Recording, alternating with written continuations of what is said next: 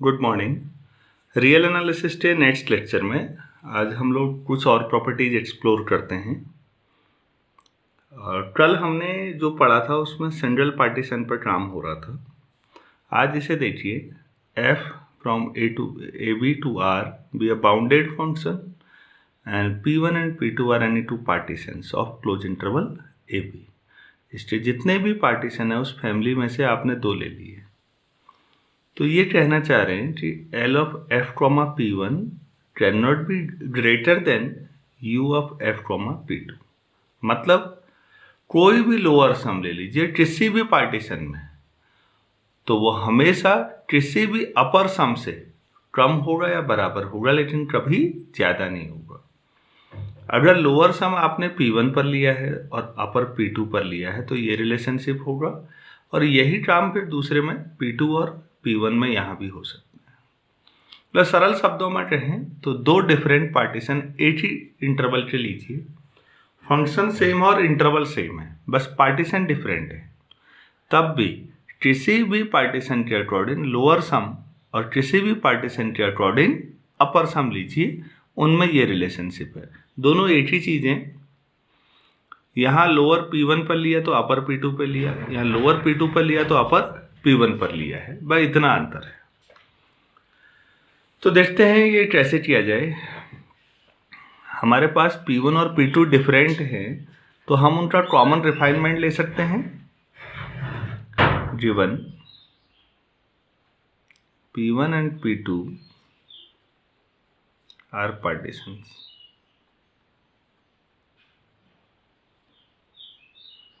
of closed interval AB। तो P1 union P2 को कुछ मान लेते हैं, P मान लें, से is common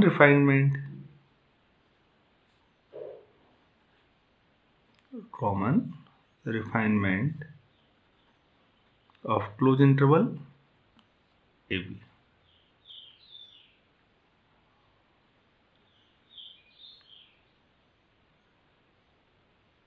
over P1 and P2। तो आपके पास दो हैं, आपने रिफाइनमेंट ले लिया। अब रिफाइनमेंट के साथ आपको पता है, हम पहला वाला करते हैं, किसी एक को कर लेते हैं। तो रिफाइनमेंट के साथ आपको पता है कि अगर आप रिफाइन करते हैं, किसी इंटरवल को ज़्यादा हिस्सों में तोड़ते हैं, तो लोअर बढ़ने लगता है और अपर घटने लगता है। लोअर सम क्या होगा? बढ़ेगा। बस इतना ध्यान में रखना है। अगर आपको ये समझ में आ गया तो हो गया, प्रूफ में कुछ भी नहीं है। तो टेकिंग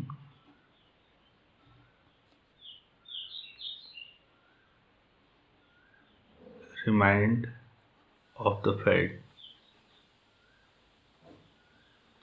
ऑफ रिफाइनमेंट, तो बस ये ध्यान में रखना है कि रिफाइनमेंट में क्या होता था। तो L of f comma P1, ठीक है, L of f comma P। तो आप बताइए रिफाइनमेंट कौन सा है? P वाला है, ये P रिफाइनमेंट है।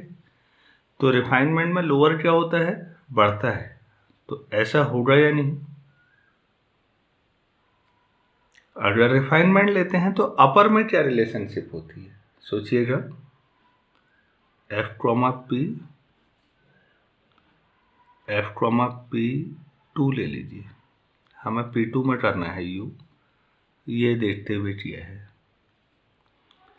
P1 P2 का दोनों का रिफाइनमेंट P है, तो अपर कम होता जाता है, लोअर बढ़ता है, और अपर कम होता जाता है, लोअर बढ़ता है, ताकि दोनों एक ही पॉइंट पे कन्वर्स करें धीरे धीरे, तभी रीमान इंटीग्रेबल होगा। हम इसके बाद आज डिस्कस करेंगे।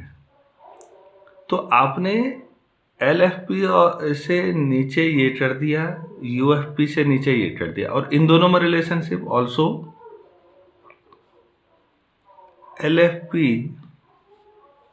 Less than equal to UFP, ये भी पढ़ा था हमने। तो देखिए, इससे नीचे ये आ गया, कंबाइनिंग ऑल रिजल्ट्स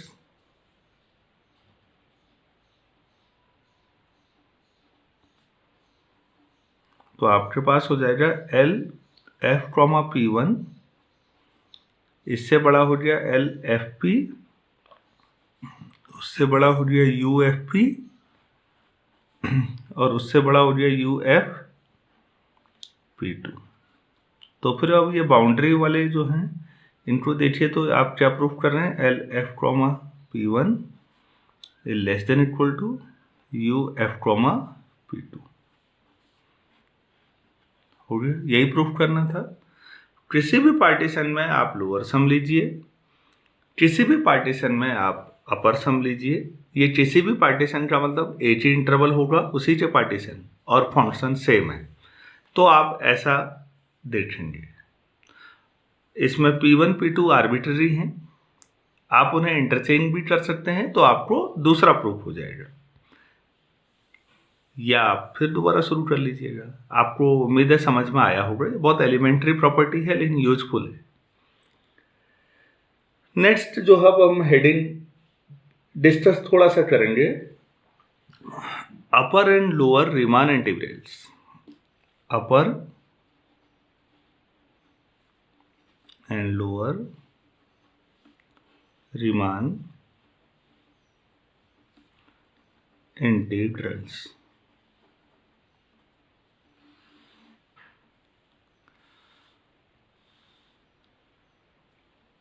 हमने ये मान लिया है f from close interval A B to R is bounded,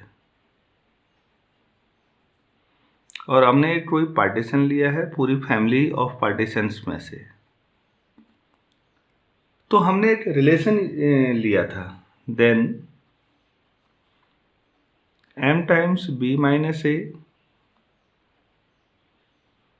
L f P less than equal to U f P less than equal to capital M times b minus a.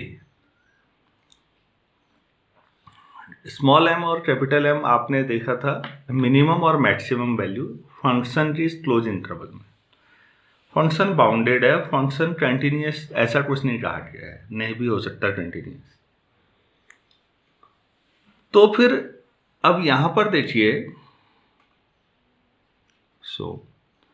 L f P जो है आप उसका upper bound निकाल रहे हैं। आपने please ध्यान दीजिए, फिर हम इस बात को दोबारा शुरू कर रहे हैं। ये एल एफ पी है और ये यू एफ पी है। आप कह रहे हैं पार्टीशन के बाद ये धीरे धीरे बढ़ना शुरू हो जाएगा, ये लोअर जो है ये बढ़ना शुरू हो जाएगा।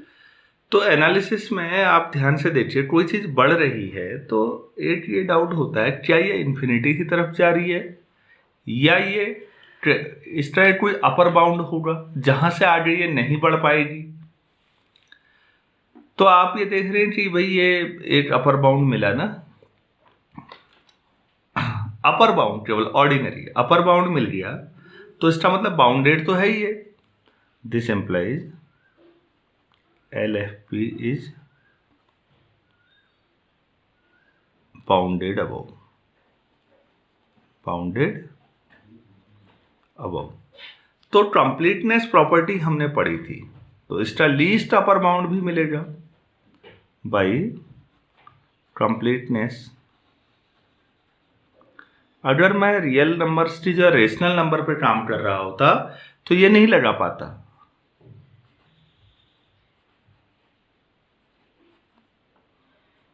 There exist least upper bound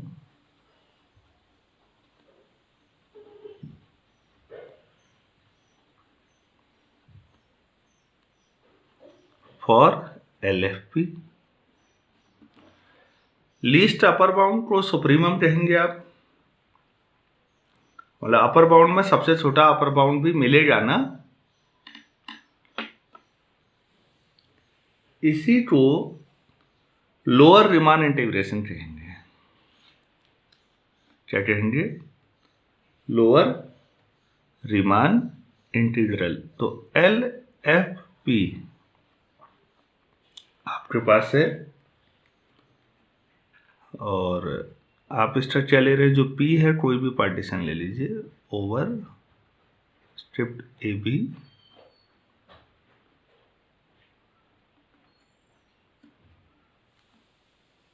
और स्ट्रक्चर ले रहे हैं आप, पार्टीशन बदलते जाएंगे तो ये ऊपर को बढ़ाते रहेंगे रिफाइनमेंट, तो आप ये ऊपर को जाएगा। इसका सुप्रीमम ले लीजिए, इसको क्या बोलेंगे, lower Riemann integral of F on close interval AB। Please बहुत इंपॉर्टेंट चीज़ है, आज हम इसके बाद कुछ न्यूमेरिकल्स पे भी ट्राई करेंगे इस थ्योरी को। तो आप क्या कर रहे हैं, लोअर रीमान इंटीग्रल किसको कह रहे हैं, जो लोअर डरबॉट सम थे आपके पास LFP डिफरेंट पार्टीशन में, उनका क्या ले लें, सुप्रीमम या लीस्ट अपर बाउंड, और इसे अब हम ये नाम देंगे A to B F, या FX भी लिख सकते हैं शॉर्ट में FP, और लोअर की वजह से यहाँ पर एक लाइन ड्रॉ कर लीजिए, ये लोअर का सिंबल है, अपर में ऐसे ही लाइन ऊपर खींच लेंगे। तो कई बुक्स में ऐसा लिखा होता है, कईयों में थोड़ा समझाना हो तो ऐसे भी लिख सकते हैं, वरना ये पर्याप्त है। एक्स तो अब ये लिख रहा है कि वेरिएबल क्या है, वो टी हो, एक्स हो, वाई हो, थीटा हो, क्या फर्क पड़ना है। आप इतना लिखें तो ज़्यादा बेहतर है, लेकिन ये भी लिखें तो सही है, गलत नहीं है। तो आपको लोअर रीमान इंटीग्रल समझ में आया, तो जो आपके लोअर रीमान इंटीग्रेशन है, इनका जो LFP है, इसका सुप्रीमम जहाँ तक जा सकता है, तो ये बोलेंगे। अब ऐसे ही दोबारा देखते हैं, जो UFP है हमारा, उसका लोअर बाउंड मिला, लोअर क्यों ढूंढ रहे हैं, क्योंकि पार्टीशन करते हैं तो अपर जो है रीमान में कम होते जाता है, कम होता जाएगा, तो डाउट ये उठता है क्या ये कहीं माइनस इन्फिनिटी की तरफ तो नहीं जा रहा है। तो हम बता रहे नहीं, इसका लोअर बाउंड मिल गया है, तो कंप्लीटनेस की वजह से लोअर बाउंड में सबसे बड़ा lower bound, greatest lower bound या इन्फीमम भी मिलेगा इसका, और हम उसे अपर रीमान इंटीग्रल बोले, ये अपर का सम है, और यहाँ पर बाकी कहानी सेम है, ये लाइन यहाँ लगा दें। और कोई फंक्शन रीमान इंटीग्रेबल तब होगा जब लोअर और अपर दोनों बराबर होंगे। चलिए नेक्स्ट पेज में देखते हैं। तो also UFP M times B minus A, तो इसका मतलब UFP has a lower bound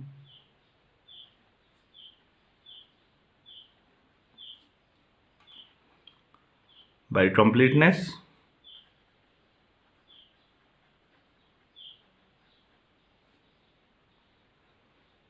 UFP has the greatest lower bound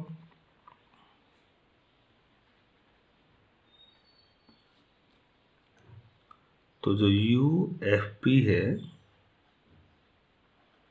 अब P कोई भी पार्टीशन ले लीजिए, अब इस फैमिली से कोई भी पार्टीशन, ठीक है। तो अभी आपने क्या लिया था उसका, पिछले में जो सबसे बड़ा था, अब इसमें सबसे छोटा है, मतलब इन्फीमम। UFP जितने भी हैं उन सब में छोटा, इसको क्या बोलेंगे, upper Riemann integral of F on close interval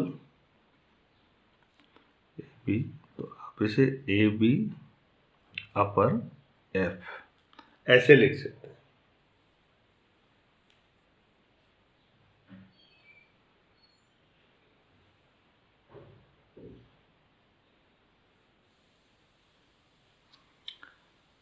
अब अगर यही सबसे इंपॉर्टेंट चीज है, if this A to B equal to A to B upper F. Then F is called Riemann integrable over close interval A b. और तब आप ये दोनों बराबर हैं तो बार क्यों लगाने हैं? Then a b f equal to a b f equal to a to b f, बस आप इतना लिख सकते हैं। तो फंक्शन का इंटीग्रेशन अगर आप करना चाहते हैं तो आपको ये दोनों वैल्यू बराबर लानी पड़ेंगी। अगर आप ऐसा ला पा रहे हैं तो फंक्शन इंटीग्रेबल है, वरना नहीं है। रीमान इंटीग्रेशन में हम शॉर्ट में कई बार ऐसे लिख देते हैं आर इंटीग्रेबल, तो आर फॉर रीमान इंटीग्रेबल, कई बार हम ये शब्द यूज करते हैं। तो ये पहला पॉइंट था नोट में। दूसरा, बहुत सारे फंक्शन हो सकते हैं जो क्लोज इंटरवल ए बी में रीमान इंटीग्रेबल हों। तो अगर एफ बी उसी में है तो हम ऐसे लिखेंगे आर ओवर ए बी। अगर ये लिखा हुआ है कहीं पर, इसका मतलब f is among all Riemann integrable functions over close interval A b. तो क्लोज इंटरवल ए बी में जितने भी रीमान इंटीग्रेबल फंक्शंस हैं उस फैमिली में से भी आपने एक उठा लिया है कोई एफ, तो हम ये वर्ड बार बार यूज करेंगे कि f is any Riemann integrable function means f belongs to this.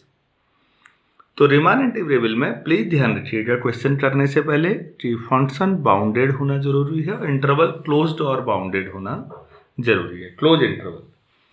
उसके बाद हम थ्योरी लगा रहे हैं। तो लोअर और अपर जो है उनका सुप्रीमम और इन्फीमम हम निकालते हैं। बस चलिए कुछ थोड़ा सा एक दो चीजें इसमें छोटे छोटे सवाल हम देखते हैं। एक छोटा सा क्वेश्चन देखिए, और एग्जाम में इतना आसान क्वेश्चन आने की उम्मीद नहीं कर रहा मैं, ये केवल आपको समझाने के लिए है। मेरे पास एक क्लोज इंटरवल है 0 से 1 तक, और बहुत आसान फंक्शन लिया identity f x equal to x. तो ये इसमें बाउंडेड है, ये इसमें तो कोई डाउट नहीं है। तो मैंने इसको ऐसे बांट दिया 0, फिर यहाँ पर 1/3, यहाँ पर 2/3 और फिर 3/3 मतलब 1, 3 बराबर हिस्सों में बांट दिया। तो ये P जो है सेट है जो पार्टीशन कहते हैं। तो आपके पास जो इंटरवल हैं उनको अलग अलग I1 नाम दे दीजिए। पहला 0, 1/3, I2 नाम दे दीजिए 1/3 से 2/3, और I3 2/3 से 1। तो फॉर I1 इस इंटरवल में फंक्शन बहुत आसान लिया हुआ है। तो मिनिमम कितना होगा? तो मिनिमम 0 पर ही होगा, और मैक्सिमम कितना होगा? 1/3 पर होगा इस इंटरवल में। हर x पर फंक्शन भी x ही है ना, तो x की मैक्सिमम वैल्यू 1/3 है, तो यही होगा 1/3। ठीक है। फॉर I2 M2 कर लेते हैं, 1/3 मिनिमम है इस इंटरवल में, और 2/3 मैक्सिमम है। यहां पर लिख लेते हैं फॉर I3 तीसरा इंटरवल ये है, यहां मिनिमम 2/3 है और मैक्सिमम 1 है। हर एक इंटरवल की लेंथ बराबर है। लेंथ आप देख लीजिए किसी की भी 1/3 ही आएगी। ऑल्सो Δ1, Δ2, डेल्टा 3 सब इंटरवल की लेंथ तीनों में 1/3। तो फिर LFP हम क्या पढ़ते थे, अगर आपको याद हो तो small m1 delta 1, small m2 delta 2, small m3 delta 3। तो स्मॉल m1 तो 0 है तो 0 हो गया, plus m2 1/3 into 1/3, small m3 2/3 into 1/3। तो ये 1/9 प्लस 2/9, तो 3/9 मतलब 1/3। ये निकला हमारा लोअर डरबर्ट सम हुआ। ये जब इसका सुप्रीमम करेंगे हम, इसमें सबसे बड़ा सारे पार्टीशंस के ऊपर, तब वो रीमान आएगा। अभी रीमान पे नहीं पहुंचे हम। ऐसे UFP करें तो वो कितना आएगा, capital M1 delta 1, capital M2 delta 2, capital M3 delta 3। चलिए देखते हैं। कैपिटल M1 1/3 प्लस डेल्टा तो सब में है बराबर है, कॉमन ले लेंगे। M2 कितना आया 2/3, M3 कितना आया 1 ऑफ 1/3। तो ये कितना होगा 1/3 प्लस 2/3, 3/3 1 प्लस 1 2, 2/3 आ जाएगा ओवरऑल।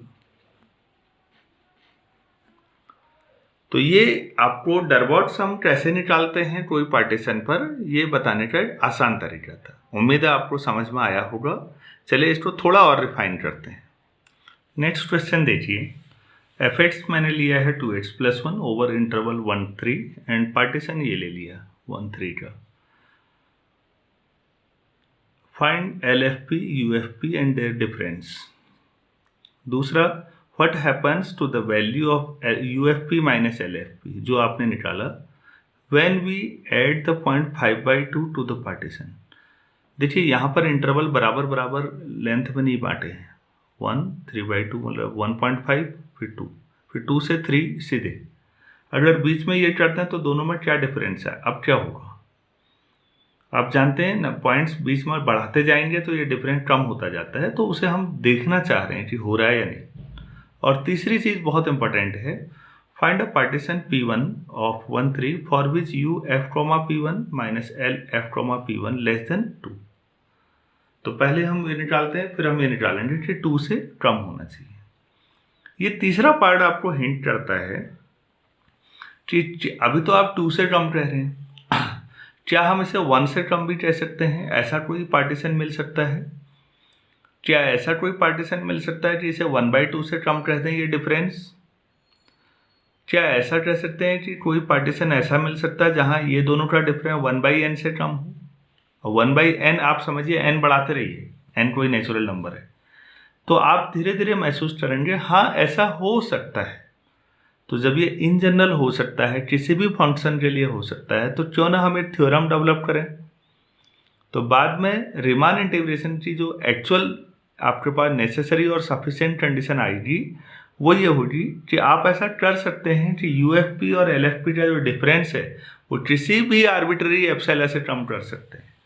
किसी भी आर्बिट्ररी एप्सिलॉन से कम होने का मतलब दोनों बराबर होना, और दोनों बराबर हो जाएंगे तो वहां पर रीमान इंटीग्रेबल होगा। हम इस थ्योरम को बाद में करेंगे। अभी आप समझिए पहले सवाल को। मेरे पास ये इंटरवल है, ये 1 है और ये 3 है, ठीक है। ये 2 है और यहाँ पर मैंने 3/2 ले लिया है। तो आपके पास जो पहला I1 है वो है 1, 3/2 और फंक्शन लीनियर है, आप देख ही रहे हैं। तो अगर आपको स्ट्रेट लाइन की बेसिक नॉलेज भी है, लाइन की इक्वेशन है, तो ये इंक्रीजिंग फंक्शन है। f' कितना आ रहा है 2 आ रहा है ना, कंटिन्यूस है, डेरिवेटिव पॉजिटिव है, इंक्रीजिंग होगा। तो इंक्रीजिंग का मतलब सबसे कम 1 पर होगा। तो यहाँ पर M1 कितना आ जाएगा, M1 का मतलब F1। F1 कितना होगा आप यहाँ रखिए, तो कितना आ जाएगा 3।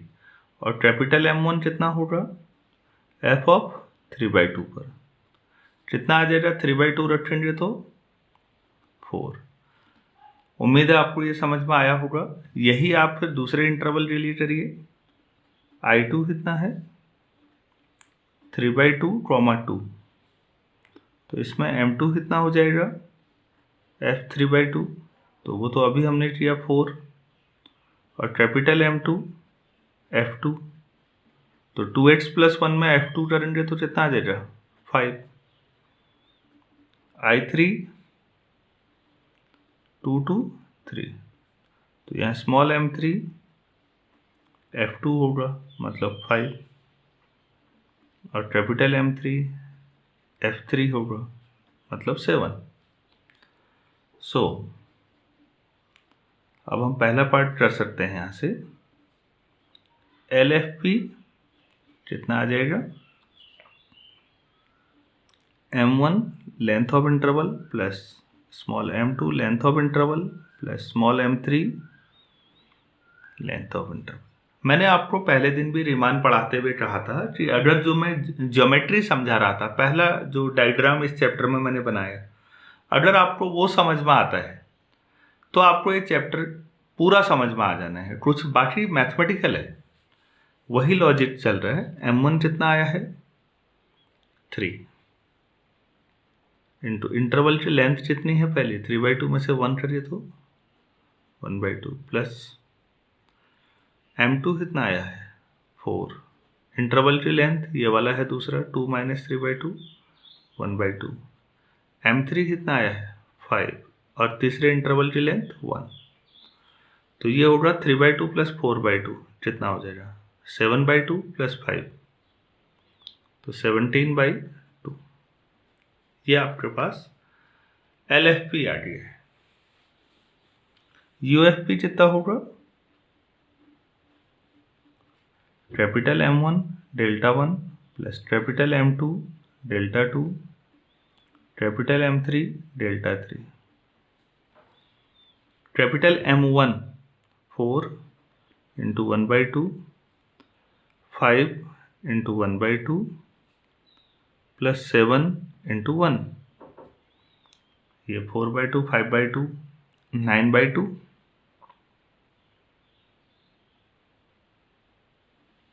23/2। तो ये आपके पास अपर आ गया। तो फिर नाउ UFP माइनस LFP आप करें तो 23/2 माइनस 17/2 3 आ जाएगा, मतलब इनका डिफरेंस 3 आ रहा है। इसीलिए मैंने क्वेश्चन पूछा था कि पार्टीशन बढ़ाने पे आप क्या महसूस करेंगे। नेक्स्ट पार्ट जो होगा सेकंड, अब इसमें जो आपका पार्टीशन है इस बार P' कर देते हैं, तो उसमें 1 3/2 2 5/2 और 3, ये पार्टीशन में एक और पॉइंट बढ़ा दिया है। ये वाला मैं खुद नहीं कर रहा हूँ, आपसे एक्सपेक्ट करता हूँ कि F, P' और LU F, P' इसी तरीके से निकालिए। इंटरवल आपके पास 1 2 3 और 4 हो जाएंगे, Δ4 तक जाएगा। वीडियो पॉज करके आपको ये खुद ट्राई करना चाहिए कि ये कितना आ रहा है।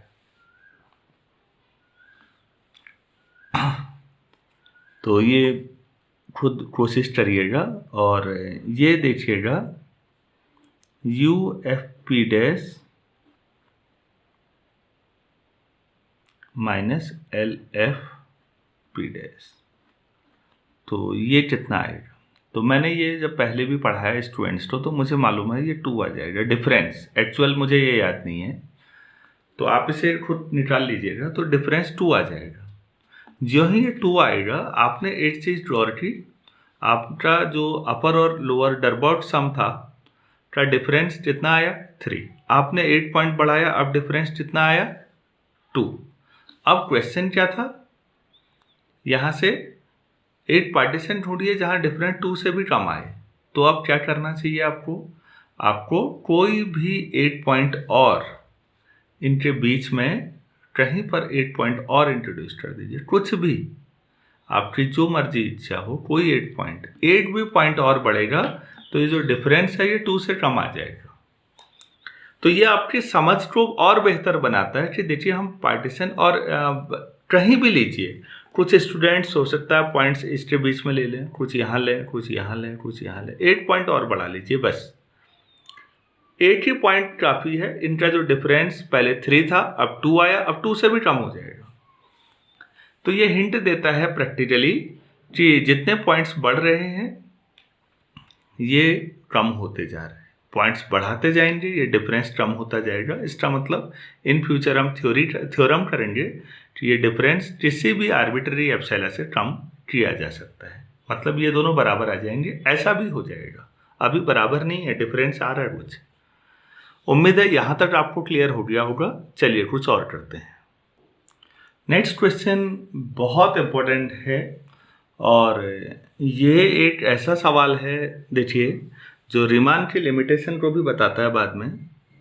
Discuss that every bounded function on close interval A b is not Riemann integrable. जो बाउंडेड हो तो जरूरी नहीं है रीमान इंटीग्रेबल होगा ही हमेशा।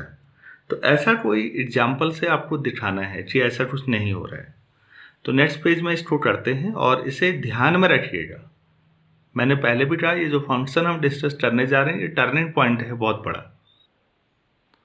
आप एग्जाम्पल देखिए, काफ़ी फेमस, हमारा पहले भी हमने इस पे डिस्कस किया है, डिरिचलेट फंक्शन। ये आपके पास कोई भी इंटरवल ले लीजिए, मैंने 0, 1 ले लिया। तो 0, 1 में जितने भी, ये 0 है, ये 1 है, आप कहीं पर भी पॉइंट लेंगे तो भाई कोई भी पॉइंट होगा, या तो वो रेशनल होगा या इरेशनल होगा। तो फंक्शन की वैल्यू या तो 1 होगी या 0 होगी। तो ये बात तो ऑब्वियसली हो सकती है ना कि जो f(x) की वैल्यू है वो 1 और 0 के बीच में है for every x belongs to close interval 0, 1। This implies f is bounded over close interval 0, 1। तो हमने बाउंडेड तो बना दिया इसे, अब क्या रह गया, इसमें क्या दिखाना रह गया कि हमारे पास ये रीमान इंटीग्रेबल नहीं है। तो ऐसा करते हैं, लेट कोई पार्टीशन P मान लेते हैं, इन जनरल मान लेते हैं। जो 0 पॉइंट है उसको x0 मान लीजिए, फिर x1, x2, xr-1, xr चाहे तो, और लास्ट में xn इक्वल टू 1। ये पार्टीशन हो गया। तो ऑन आई जनरल सब इंटरवल लीजिए तो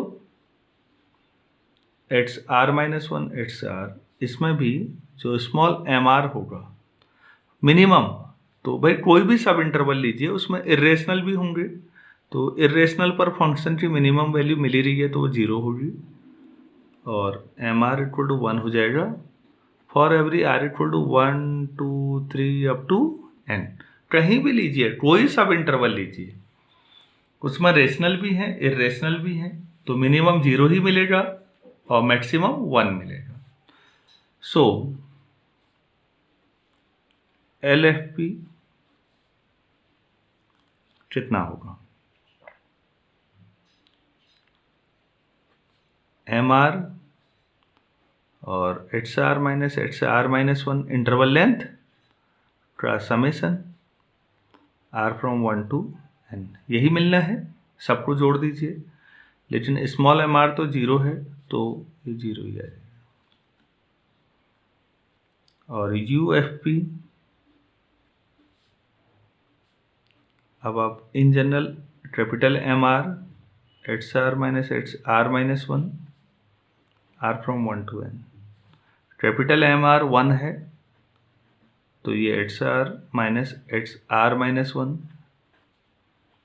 R फ्रॉम 1 to n, तो जनरल इंटरवल की लेंथ है, और सारे इंटरवल्स की लेंथ को जोड़ेंगे तो पूरा इंटरवल कितना मिल जाएगा, B-A मतलब यहाँ 1 - 0 मतलब 1। अब आपके दिमाग में आएगा कि मैं कोई दूसरा पार्टीशन लूँ तो यूएफपी और एलएफपी कुछ और आ सकते हैं क्या? तो आप देखेंगे कोई भी पार्टीशन लीजिए इस पर, इसीलिए मैंने इन जनरल लिया, कोई भी पार्टीशन लीजिए उसमें रेशनल इरेशनल मिलेंगे आपको, तो हमेशा एलएफपी 0 ही आएगा, यहाँ पर एलएफपी बढ़ेगा ही नहीं। अब आप ही बताइए, अगर ये यूएफपी है और ये एलएफपी है, तो हमने ये कहा था कि इसको इधर को बढ़ना चाहिए, इसको इधर को, और जहां दोनों एक ही पॉइंट पे कन्वर्स करेंगे तभी तो इंटीग्रेबिलिटी आएगी। लेकिन यहाँ तो दोनों अपनी अपनी जगह पर ही रहेंगे, एलएफपी भी नहीं बढ़ेगा, यूएफपी भी नहीं बढ़ेगा, तो जब दोनों बढ़ेंगे ही नहीं तो बराबरी कहाँ से आएगी? और जब बराबरी नहीं होगी तो ये फंक्शन क्या होगा? सो रीमान इंटीग्रेबल नहीं होगा। फॉर एनी पार्टीशन, आप कोई पार्टीशन लीजिए, L f P will be not equal to U f P, it implies f is does not belong to Riemann integrable over. तो जो फैमिली है इस इंटरवल में जितने भी रीमान इंटीग्रेबल हैं उस फैमिली का मेंबर ये एफ नहीं होगा। ये बहुत ही ज़्यादा फंडामेंटल क्वेश्चन रहा है, क्योंकि इसके बाद ही ये समझ में आया कि ये फंक्शन रीमान इंटीग्रेबल अगर नहीं है तो इंटीग्रेबिलिटी की जो लिमिटेशंस हैं, और बाद में जब आप मेजर थ्योरी शुरुआत करते हैं एमएससी में तो लबेट इंटीग्रेशन आता है, वहाँ हम इंटरवल को सब इंटरवल में नहीं बांटते, ऐसे हम मेजरेबल सबसेट में बांटते हैं। जिनमें बांटते हैं? मेजरेबल सबसेट्स में। और वो इतनी कंप्लीट थ्योरी है, और आप हैरान भी रहेंगे कि यही सवाल हम वहाँ दोबारा पढ़ाते हैं और ये लबेट इंटीग्रल फैमिली का मेंबर बन जाता है। मतलब ये फंक्शन इंटीग्रेबल है लबेट की डेफिनेशन के अनुसार। लबेट, ये है प्रोनाउंसिएशन लबेट,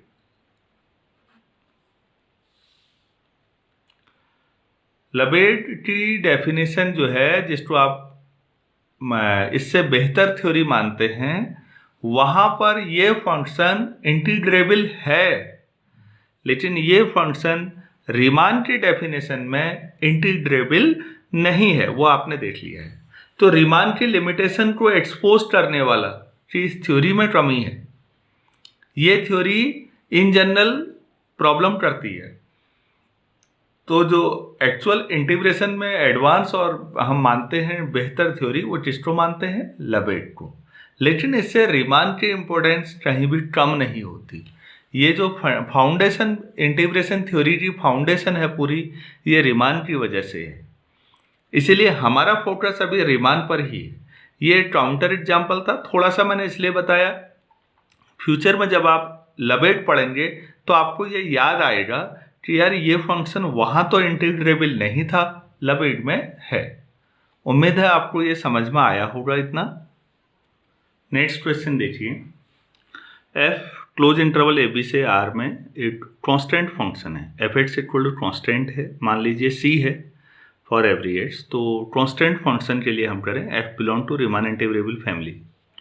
तो जो एफ है वो रीमान इंटीग्रेबल होगा अगर कांस्टेंट फंक्शन है, और फिर अगर है तो फिर उस इंटीग्रेशन की वैल्यू कितनी आएगी? कांस्टेंट टाइम्स इंटरवल की लेंथ बी माइनस ए। ज्योमेट्रिकली आप खुद ही सोच सकते हैं इसको। और अगर कांस्टेंट की बात करते हैं, देखिए ये x axis, y axis, constant function का ग्राफ ऐसा होगा, हमेशा एक्स एक्सिस के पैरेलल होगा एफ एक्स। तो ये f x equal to c है हर जगह पर। मैंने यहाँ से लिया, ये ए था और ये बी, इसे मिला लिया। तो इंटीग्रेशन का मतलब ये रेक्टेंगुलर एरिया। तो देखिए प्लीज, ये बी माइनस ए और ये हाइट तो सी होगी, तो ये रेक्टेंगल का एरिया कितना होगा? C times B minus. B minus है ये लंबाई, सी ये हाइट है, एफ एक्स मतलब वाई कोऑर्डिनेट, मतलब ये सी है हर जगह। तो ये C times B minus A आया। ये तो ज्योमेट्रिकल हो गया। और अगर आप इसको मैथमेटिकल करते हैं तो आप कोई भी पार्टीशन लीजिए, ये आपके लिए होमवर्क है, समझ लीजिए बस। आप इसको तोड़िए सब इंटरवल्स में, लेकिन हर सब इंटरवल में फंक्शन क्या होगा, कांस्टेंट। तो उसकी मिनिमम वैल्यू भी स्मॉल एम आर भी सी होगी, कैपिटल एम आर भी सी होगी। अब आप एल एफ पी और यू एफ पी निकालिए, हर पार्टीशन में दोनों बराबर आएंगे, तो इसका मतलब फंक्शन इंटीग्रेबल है और उसके इंटीग्रेशन की वैल्यू ये आई। उम्मीद है ये बहुत एलिमेंट्री डिस्क्रिप्शन था रीमान का और आपको समझ में आया होगा। कल हम नेसेसरी और सफिशिएंट कंडीशन क्या है इन जनरल वो पढ़ के कुछ एडवांस क्वेश्चंस पे कोशिश करेंगे। तब तक आप इसे पढ़िए और रिवाइज करिए। Thank you.